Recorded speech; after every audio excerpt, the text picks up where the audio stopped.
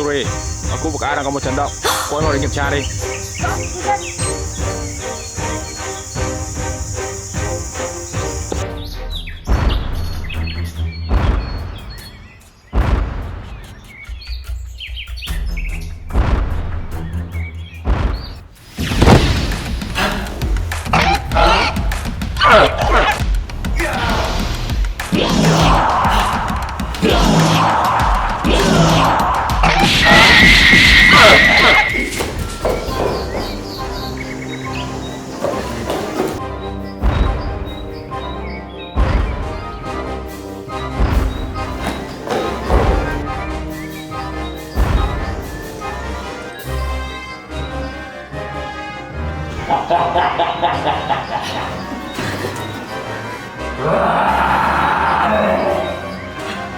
Đây là loại yêu quái gì chứ?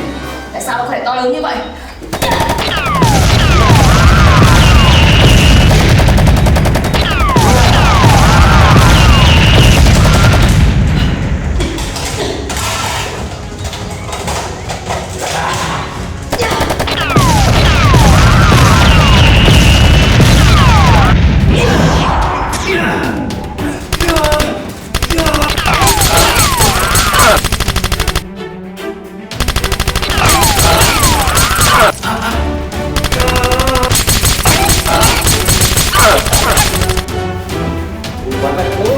Làm sao có thể thắng được ta?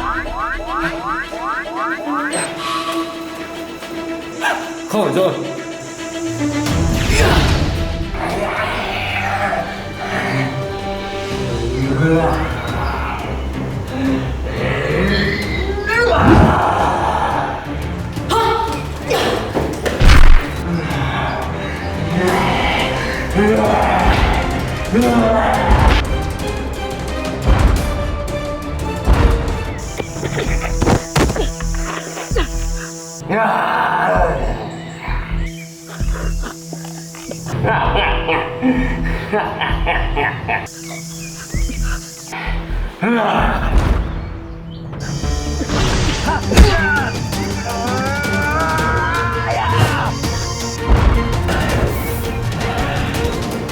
Spiderman, Sorry, cậu sao chứ? tôi ổn.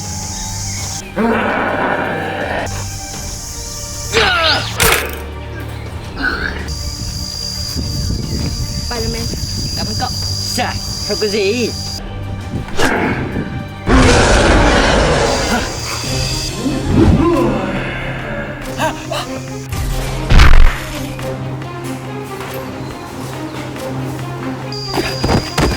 Sorry, cậu ở đây đi, để tớ đi được phó với anh. Cậu nhớ cẩn thận đấy.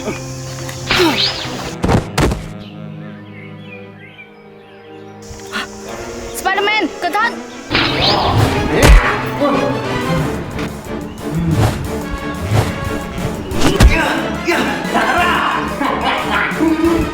Người già.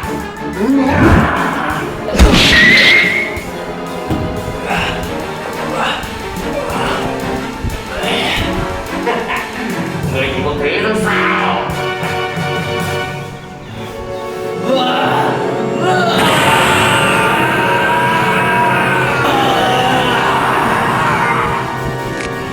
Sao ngươi có thể bao nổ chứ?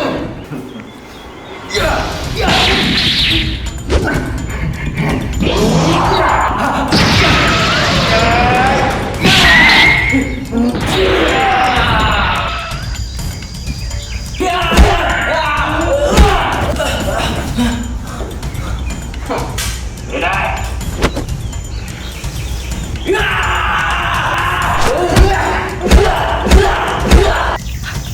Không ổn rồi, mình phải giúp Spiderman mới được.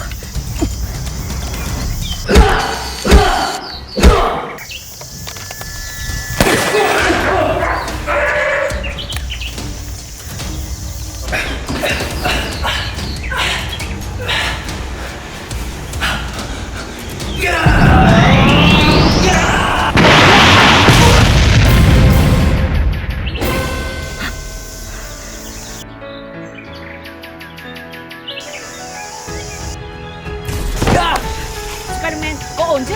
Ừ, đương nhiên rồi. Dăm ba cái con quái vật kia, sao mà làm khó được tớ?